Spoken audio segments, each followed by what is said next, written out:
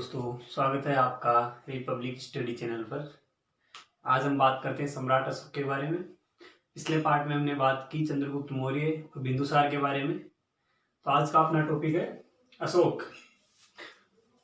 अशोक का जो शासनकाल माना जाता है वो है 273 से 232 बीसी पूर्व। वैसे इसका जो राज्याभिषेक हुआ था, राज्याभिषेक और राज्यारोहण अलग अलग है। तो हम बात करते हैं अशोक के राज्याभिषेक से संबंधित। राज्याभिषेक 269 बीसी और राज्यारोहण, अशोक का राज्यारोहण 273 बीसी में हुआ था। अब 269 से 273 के मध्य 4 वर्षीय उत्तराधिकारी संघर्ष चला था अशोक और उसके 99 भाइयों के मध्य, 100 भाइयों के मध्य, सॉरी। एक भाई 100 का जो जिंदा बता था उसका नाम था 30। उत्तराधिकारी संघर्ष चला था 4 वर्ष का। और वैसे इसका विधिवत जो शासन है वो 269 बीसी से माना जाता है। तो हम बात करते हैं अशोक के प्रशासन के बारे में। अशोक को अलग अलग नामों से पुकारा जाता है अलग अलग विलोकों में। तो हम पहले बात करें अशोक का, जो अशोक वृद्धन नाम हमें मिलता है। अशोक वृद्धन ये मिलता है विष्णु पुराण में। इसके अतिरिक्त अशोक का एक नाम मिलता है हमें महाराज धीराज।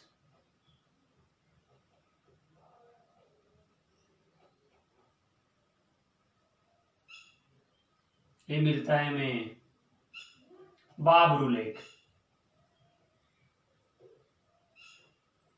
विराटनगर में।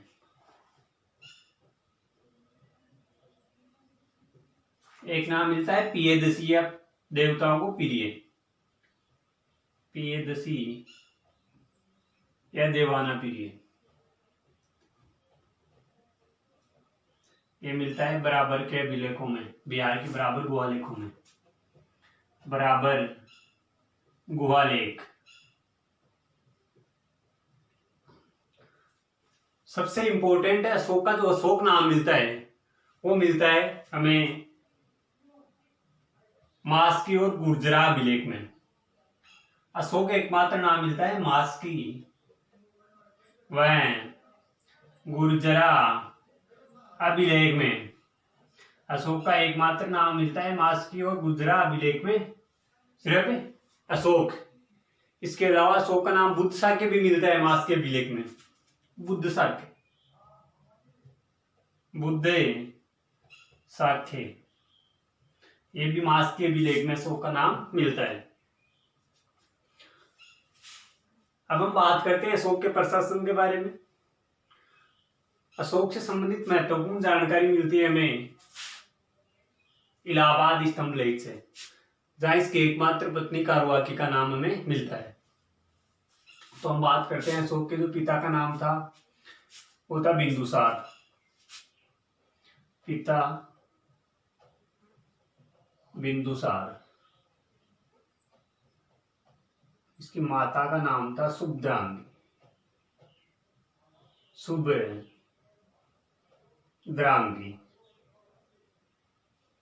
अशोक की पत्नी का नाम मिलता है देवी। संघमित्रा और महेंद्र देवी के ही पुत्र थे, महेंद्र और संघमित्रा, जिसको बौद्ध धर्म के प्रचार के लिए अशोक ने श्रीलंका भेजा था। संघमित्रा और महेंद्र। एकमात्र पत्नी का नाम मिलता है कारुआकी। ये मिलता है हमें इलाहाबाद स्तंभ लेख से। इलाहाबाद स्तंभ लेख।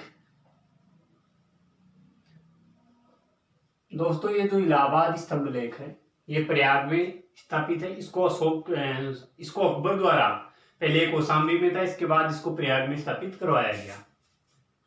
यहाँ हमें समुद्रगुप्त तथा जहांगीर के बारे में भी जानकारी मिलती है इलाहाबाद स्तंभ लेख से। अब हम बात करें अशोक अभिलेख।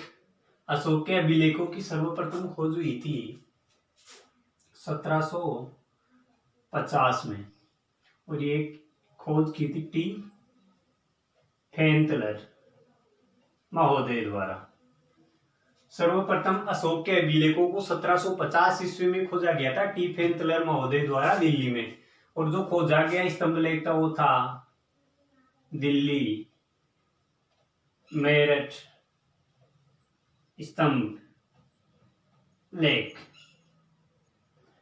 इसके पश्चात अशोक को अभिलेखों को सर्वप्रथम पढ़ने का प्रयास किया गया था 1837 में। और 1837 में अशोक को अभिलेखों को सर्वप्रथम पढ़ने वाला व्यक्ति था जेम्स प्रीसेंस। जेम्स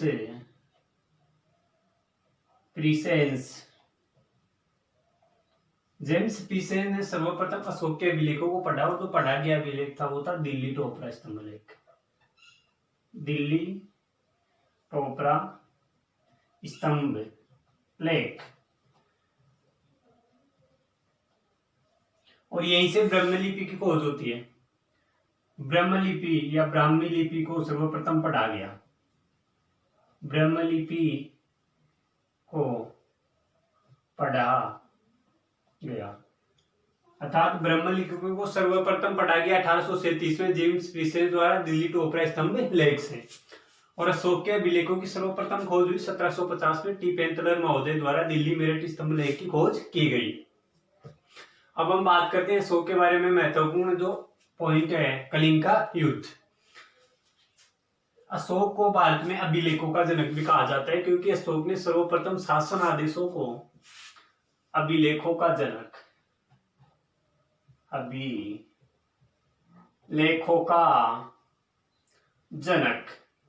इन्हें अभिलेखों का जनक इसलिए कहा जाता है क्योंकि उन्होंने सर्वप्रथम शासन आदेशों को स्तंभों के रूप में लिखवाना प्रारंभ किया था। शासन से संबंधित जो आदेश थे शासनादेशों को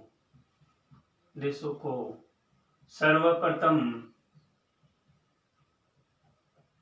स्तंभों पर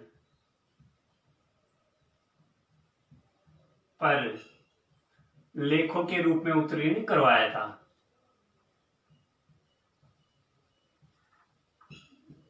तो अशोक को अभिलेखों का जनक भी कहा जाता है भारत में क्योंकि इसने शासन आदेशों को सर्वप्रथम स्तंभों पर लेखों के रूप में चित्रित करवाया था। अब हम बात करते हैं अशोक से संबंधित महत्वपूर्ण जो पॉइंट है कलिंग का युद्ध, जहां से एग्जाम में बार बार क्वेश्चन बनता है। तो हम आगे नेक्स्ट बात करते हैं कलिंग के युद्ध के बारे में।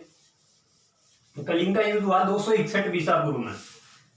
राज्याभिषेक के 8वें वर्ष है वो कलिंग का युद्ध हुआ अशोक और नंदराज के मध्य।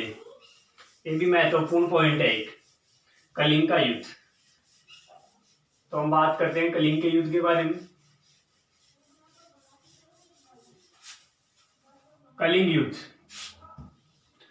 कलिंग का युद्ध, ये कलिंग युद्ध 261 ईसा पूर्व 261 बीसी में अशोक और नंदराज के मध्य हुआ था। अशोक वर्सेस नंदराज। ये नंदराज वो कलिंग के राजा थे। कलिंग पड़ता है उड़ीसा में, अभी प्रेजेंट दक्षिणी उड़ीसा का भाग है वो है कलिंग। तो हमने बात की कलिंग युद्ध 261 बीसी पूर्व। इसमें यहां से क्वेश्चन बना था 261 बीसी अशोक का जो राज्याभिषेक हुआ था, राज्याभिषेक की हमने बात की 269 बीसी में। विधिवत जो राज्याभिषेक हुआ था 269 बीसी में हुआ था। और जो राज्यारोहण हुआ था, राज्यारोहण अशोक का जो राज्यारोहण हुआ था 273 बीसी में। 4 वर्षीय उत्तराधिकारी संघर्ष चला था। तो एग्जाम में क्वेश्चन आता है राज्याभिषेक के कौन से वर्ष कलिंग का युद्ध हुआ। तो राज्याभिषेक 269 में से 261 घटा दो 8वें वर्ष, अर्थात राज्याभिषेक के 8वें वर्ष कलिंग का युद्ध हुआ था। और राज्यारोहण के, कंफ्यूज नहीं होना है, राज्यारोहण के 12वें वर्ष कलिंग का युद्ध हुआ था। तो कई बार एग्जाम में क्वेश्चन बन जाता है राज्याभिषेक के 8वें वर्ष कलिंग का युद्ध हुआ और राज्यारोहण के 12वें वर्ष कलिंग का युद्ध हुआ। कलिंग का युद्ध अशोक वर्सेस नंदराज के मध्य हुआ था। ये कलिंग के राजा थे। कलिंग प्रेजेंट टाइम में उड़ीसा का हिस्सा है, दक्षिणी उड़ीसा। यह माना जाता है कि अशोक ने हाथियों की प्राप्ति के लिए यहाँ के कलिंग के जो हाथी थे वो विश्व फेमस थे, तो इन्होंने हाथियों की प्राप्ति हेतु कलिंग का युद्ध किया था। कलिंग युद्ध के बाद सबसे महत्वपूर्ण घटना आती है, अशोक ने बौद्ध धर्म ग्रहण किया था। बौद्ध धर्म, कलिंग युद्ध की जो नरसरा देखकर अशोक का हृदय परिवर्तन हुआ और उन्होंने बौद्ध धर्म ग्रहण किया। और बौद्ध धर्म की जो दीक्षा ली अशोक ने, याद रखना है, बौद्ध धर्म की दीक्षा जो ली थी अशोक ने, वो ली थी उपगुप्त से। उपगुप्त द्वारा दीक्षा ली थी बौद्ध धर्म की, और बौद्ध धर्म के अनुयायी बन गए थे। और बौद्ध धर्म के प्रचार के लिए जो देवी इसकी पत्नी थी, उसके जो पुत्र थे महेंद्र और संघमित्रा, उनको अशोक ने सर्वप्रथम इसके प्रचार, बौद्ध धर्म के प्रचार हेतु श्रीलंका भेजा था। तो आगे हम बात करते हैं अशोक से संबंधित एक महत्वपूर्ण पॉइंट, इसके शिलालेखों के बारे में। तो अशोक के जो शिलालेख हैं वो कुल बड़े 14 तो स्तंभलेख, 7 वृद्धलेख है। तो हम बात करते हैं अशोक के शिलालेखों के बारे में।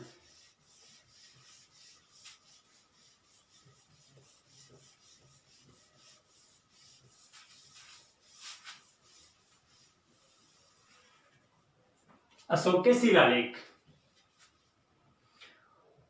अशोक के कुल 14 शिलालेख।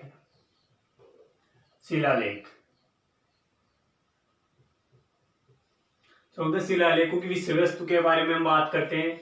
पहला शिलालेख है, इसकी विषय जो वस्तु है वो है मानव व पशु हत्या पर रोक। मानव और पशु हत्या पर रोक। दूसरी जो विषय वस्तु है वो है मानव व पशु चिकित्सा। मानवों के लिए और पशुओं के लिए चिकित्सा व्यवस्था प्रारंभ की थी सर्वप्रथम अशोक ने। तीसरी जो अभिलेख है, इसकी जो विषय वस्तु है वो है अल्पव्यय। अल्पव्यय और महापात्रों की इसने नियुक्ति की थी। महापात्रों की नियुक्ति। चौथी जो इसकी विषय वस्तु है वो है दम नीति। संस्कृत में या जो पाली भाषा है इसमें धर्म को दम कहा जाता है, इसलिए इसको मानेंगे दम नीति। दम नीति, दम नीति में क्या है, इसने अशोक ने बेरी घोष की जगह दम घोष अपना लिया था और धर्म का आदर करने की पालना की थी। पांचवी विषय वस्तु है पंच महापात्रों की नियुक्ति। पंच महापात्रों, साथ साथ हम इसको याद भी करते जाते हैं। पंच महापात्रों की नियुक्ति। इन पंच महापात्रों की नियुक्ति इसलिए की गई थी कि ये शासन से संबंधित सभी कार्यों को संभालेंगे, प्रजा से संबंधित सभी कार्य हैं वो अशोक को बताएंगे। छठा है प्रजा की स्थिति से अवगत। प्रजा की स्थिति से अवगत। प्रजा के सुख दुख हाल का समाचार पंच महापात्र जो नियुक्त किए गए अधिकारी वो किसी भी हालत में अशोक को बताएंगे, चाहे अशोक नहा रहा हो, उस समय खाना खा रहा हो, कुछ भी कर रहा हो, लेकिन प्रजा की स्थिति के बारे में अवगत करवाते रहेंगे। सातवां जो पॉइंट है, जो सातवीं विषय वस्तु है,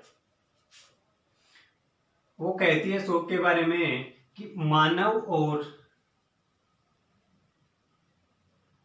का जो सम्मिलित रूप है, सभी मानव या सभी मनुष्य एक साथ मिलकर रहेंगे, व्यवहारिक दृष्टि से रहेंगे।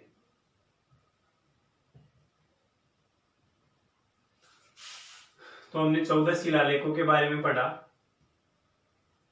पहली है मानव और पशु हत्या पर रोक। सर्वप्रथम अशोक ने मानव और पशु हत्या पर रोक लगाई, और यदि बहुत ज्यादा इंपॉर्टेंट हो तो आप 2 हिरण और 1 मोर मार सकते हैं। इसके अलावा धीरे धीरे आगे भविष्य में इन पे भी रोक लगाई जा सकती है। दूसरा है मानव और पशु चिकित्सा। मनुष्य के लिए और पशुओं के लिए चिकित्सा की व्यवस्था की गई। अल्पव्यय, तीसरे के जो विषय वस्तु है वो अल्पव्यय या महापात्रों की नियुक्ति। बिना किसी का खर्च किए हुए, कम खर्च किए जाए, अर्थात अपनी आवश्यकताओं को सीमित रखते हुए जीवन यापन किया जाए। चौथा है दम की नीति। अशोक ने कलिंग के युद्ध के पश्चात बेरीगोस को छोड़ के दमघोष अपना लिया था, धर्म का आदर करने लग गया था, इसलिए चौथा जो विषय वस्तु है वो है दम नीति। पांचवा है वो 5 से हमें याद रखना है पंच महापात्रों की नियुक्ति किसने। छठवें में है प्रजा की स्थिति से अवगत, कि छठवें जो वस्तु शिलालेख की जो विषय वस्तु उसमें प्रजा की स्थिति से उसे किसी भी हालत में अवगत करवाया जाए। सातवीं है मानव एक साथ मिलकर रहेंगे, सभी मनुष्य व्यवहारिक दृष्टि से मिलकर एक साथ रहेंगे। अब हम बात करते हैं नेक्स्ट 8वीं जो विषय वस्तु है उसके बारे में। 8वीं जो शिलालेख की विषय वस्तु है वो कहती है दम यात्रा।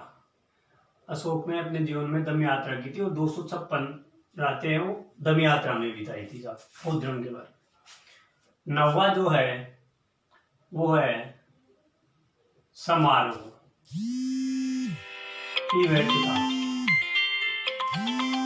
समारोह की व्यर्थता, शादी समारोह में बिना फालतू का खर्चा नहीं किया जाए। 10वां है वो कहता है ख्याति व गौरव की निंदा। ख्याति और गौरव की निंदा।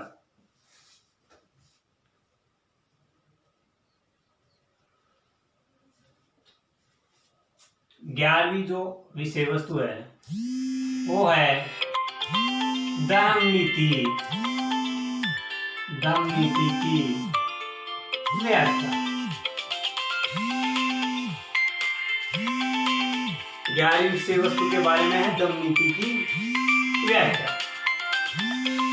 अब हम नेक्स्ट बात करते हैं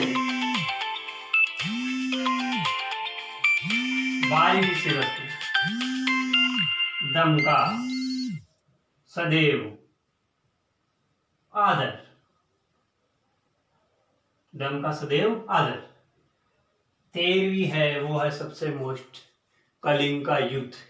261 बीसी में जो कलिंग का युद्ध हुआ उसकी जानकारी मिलती है हमें 13वें अभिलेख से। कलिंग युद्ध, इसे पृथक कलिंग अभिलेख भी कहा जाता है। पृथक कलिंग अभिलेख,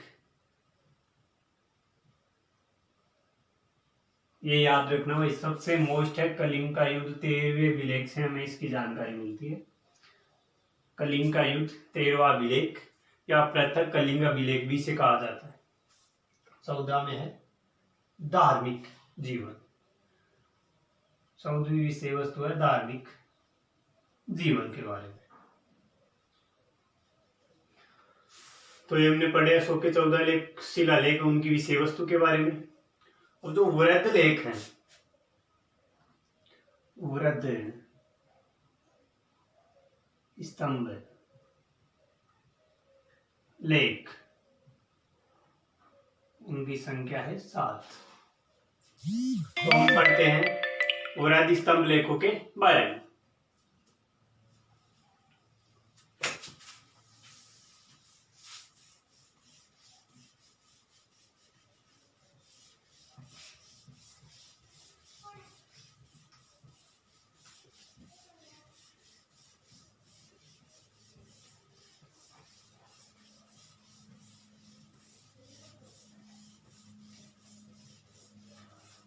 वृद्ध स्तंभ लेखों की कुल संख्या है 7।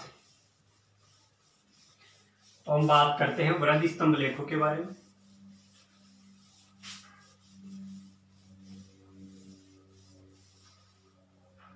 वृद्ध स्तंभ लेख,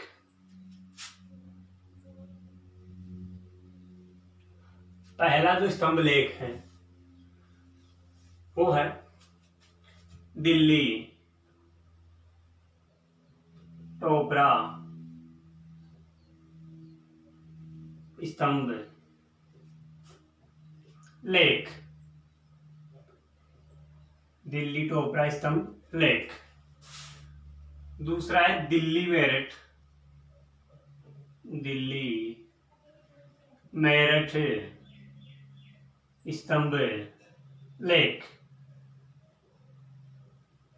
इन दोनों को ही फिरोज शाह ने अलग अलग स्थानों से मंगवाया था। दिल्ली टोपरा को फिरोज शाह द्वारा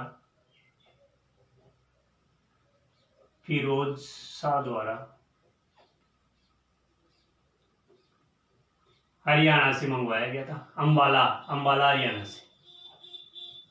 अंबाला हरियाणा से दिल्ली मंगवाया गया था। और दिल्ली मेरठ को भी फिरोज शाह द्वारा मेरठ से दिल्ली मंगवाया गया था और दिल्ली में स्थापित करवाया गया। सर्वप्रथम 1750 में दिल्ली मेरठ स्तंभ लेख को ही टी फेंथलन ने खोजा था। और दिल्ली जो टोपरा स्तंभ लेख है, इसमें ब्रह्म लिपि की खोज 1837 में इसी अभिलेख से की गई थी, जो मैंने अभी पहले बताया आपको। अब जो तीसरा है वो है प्रयाग स्तंभ लेख या इलाहाबाद स्तंभ लेख।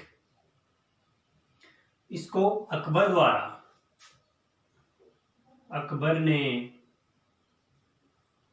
कौशाम्बी से इलाहाबाद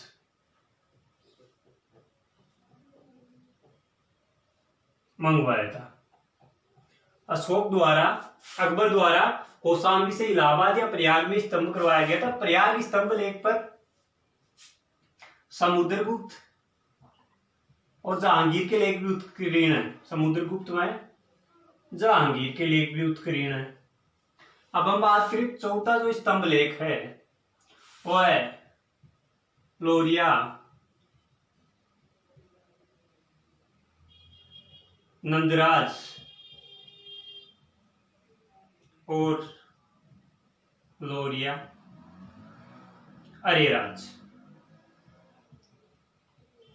ये दोनों ही स्तंभ लेख चंपारण बिहार में स्थित है। छठवां जो स्तंभ लेख है वो है रामपुरवा स्तंभ लेख। ये इसके दो भाग है रामपुरवा स्तंभ लेख। एक जो शीर्ष है लेख युक्त, उस पे सिंह बना हुआ है, और एक जो नीचे का भाग है उस पे वृषभ की आकृति है। लेख युक्त और लेख विहीन है। इस प्रकार अशोक के 6 स्थानों से हमें 7 स्तंभ लेखों के बारे में जानकारी मिलती है। अब हम बात करें इसके कुछ लघु स्तंभ लेख हैं। लघु स्तंभ लेख, तो हम बात करते हैं अशोक के लघु स्तंभ लेखों के बारे में, जिनमें मुख्य सांची, सारनाथ, कौशाम्बी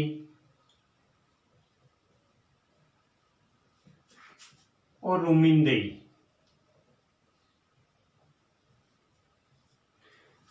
मुख्य है लघु स्तंभ लेख सांची, सारनाथ, कौशाम्बी और रुमिंदेई। तो हम बात करते हैं लघु स्तंभ लेखों के बारे में।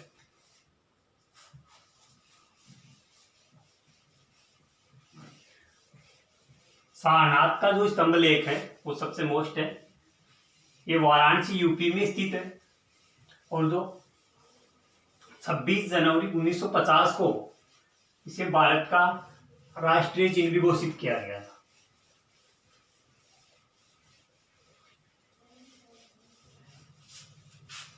तो हम बात करते हैं अशोक के लघु स्तंभ लेखों के बारे में। लघु स्तंभ लेख, हम बात करते हैं सारनाथ के स्तंभ लेख के बारे में। सारनाथ स्तंभ लेख, सारनाथ स्तंभ लेख। सारनाथ का जो स्तंभ लेख है वो स्थित है वाराणसी यूपी में, और इसको 26 जनवरी 1950 को राष्ट्रीय चिन्ह घोषित किया गया। राष्ट्रीय चिन्ह, मैं डायग्राम बनाता हूं एक छोटा सा, दिख जाएगा इधर। ये है अपना सारनाथ का स्तंभ लेख, 4 इस पे शीर्ष बने हुए हैं, ऐसे से कुछ करके हैं, 4 शीर्ष बने हुए हैं। ये लो साहब 4 शीर्ष। फिर ये ऐसा सा बना हुआ है और यहाँ पे है अशोक चक्र। अशोक चक्र यहाँ है। फिर यहाँ पे एक पट्टिका दी गई है और पट्टिका के नीचे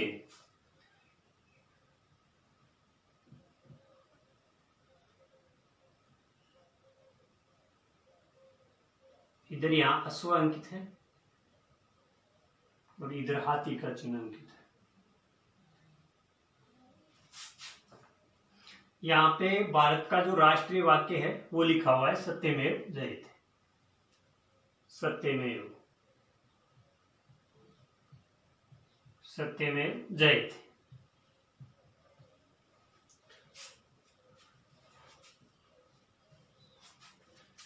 इसके नीचे बना हुआ है कमलाश्व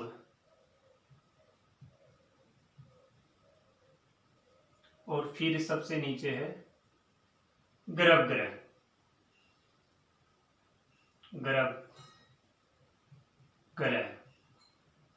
यहाँ भी हाथी का चिन्ह अंकित है। तो यह है सारनाथ का स्तंभ लेख। इसमें सबसे ज्यादा इंपॉर्टेंट है 26 जनवरी 1950 को राष्ट्रीय चिन्ह घोषित किया गया। ये वाराणसी यूपी में स्थित है। दूसरा जो स्तंभ लेख है वो सांची का स्तंभ लेख। सांची स्तंभ लेख। सांची का जो स्तंभ लेख है वो है रायसेन, एमपी। रायसेन जिला एमपी में। इसके लिए हम बात करते हैं रूमीनदेही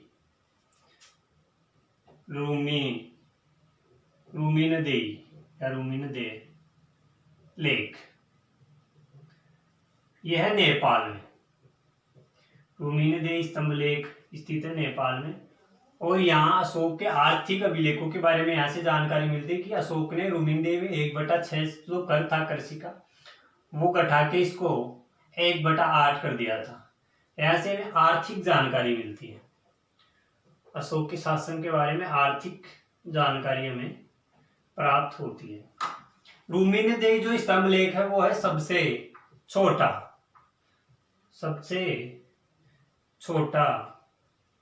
स्तंभ लेख। सबसे छोटा स्तंभ लेख। अब हम बात करते हैं गुहालेखों के बारे में। अशोक के कुछ गुहालेख भी मिले हैं। 4 अशोक के गुहालेख हैं जो पहाड़ियों में मिले। गुहालेख ये गुहालेख है, इनकी संख्या है 4।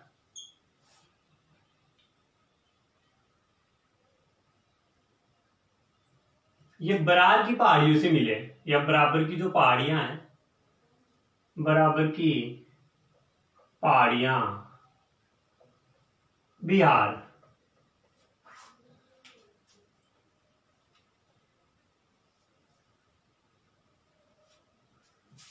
पहला है चौपाल,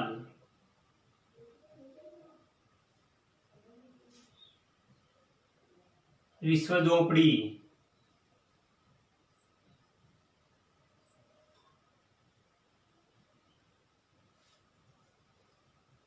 सुदामा,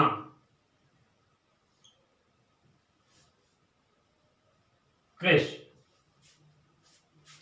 गुहालेख 4 हैं जो बराबर की पहाड़ियों बिहार से मिले। तो हमने बात की अशोक के शासन और इसके शिलालेखों के बारे में। हमने पढ़ा अशोक के जो कुल शिलालेख हैं वो 14 हैं, जिनकी विषय वस्तु है वो अलग अलग है। 14 शिलालेखों की विषय वस्तु 14 है। वृहद स्तंभ लेखों के बारे में हमने जानकारी की। तो वृहद स्तंभ लेख हैं उनकी संख्या जो है वो है 7। और लघु स्तंभ लेखों के बारे में भी हमने पढ़ा है। अब नेक्स्ट वीडियो में हम बात करते हैं गुप्त साम्राज्य के बारे में। Thank you.